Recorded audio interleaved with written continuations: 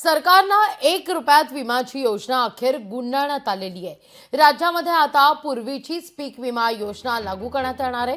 शेतकऱ्यांची विमा हप्ता भरायचा आणि त्यात राज्य सरकार आपला आर्थिक सहभाग देऊन विमा कंपन्यांना रक्कम दिली जाईल। यापूर्वी राज्यात असलेली ही पीक विमा योजना पुन्हा एकदा लागू करण्याचा महत्त्वपूर्ण निर्णय राज्य मंत्रिमंडळाच्या मंगळवारी झालेल्या बैठकीत घेण्यात आलाय। 1 रुपयात पीक विम्याची गेली 2 वर्ष राज्यात सुरू असलेली योजना आता गुंडाळण्यात आली आहे। या योजनेत 2 वर्षात कोट्यवधी रुपयांचे घोटाळे झाल्याचा आरोप होता। जिल्ह्यात हे आरोप झाले होते, त्यामुळे या योजनेवर सर्व स्तरातून टीका केली जाते। शेतकरी वर्गातही नाराजी होती, त्यामुळे चौफेर टीकेनंतर योजना बंद करण्यात आली आहे।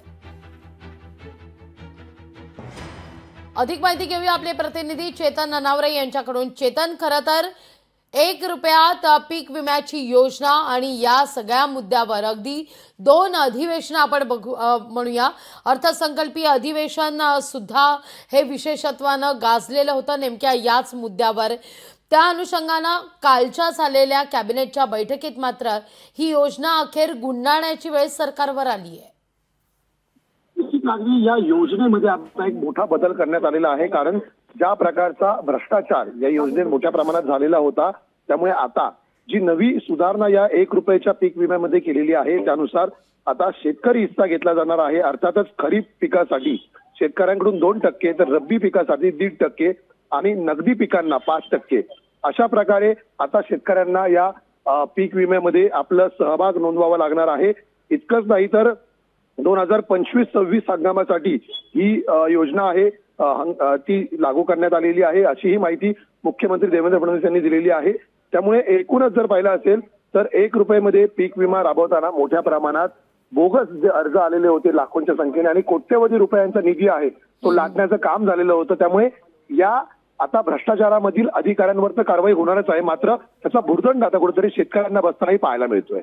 अगदी, पण या सगळ्या मुद्द्यावर विरोधकांनी सुद्धा आरोप केलेला होता। चेतन, अगदी प्रत्येक जिल्ह्यातून या सगळ्या मुद्द्यावर मोठ्या प्रमाणावर भ्रष्टाचार होत असल्याचा देखील आरोप करण्यात आलेला होता आणि त्या अनुषंगानं मात्र ही नामुष्की सरकारवर ओढवली आहे की काय, अशी एक आता चर्चा होतीये।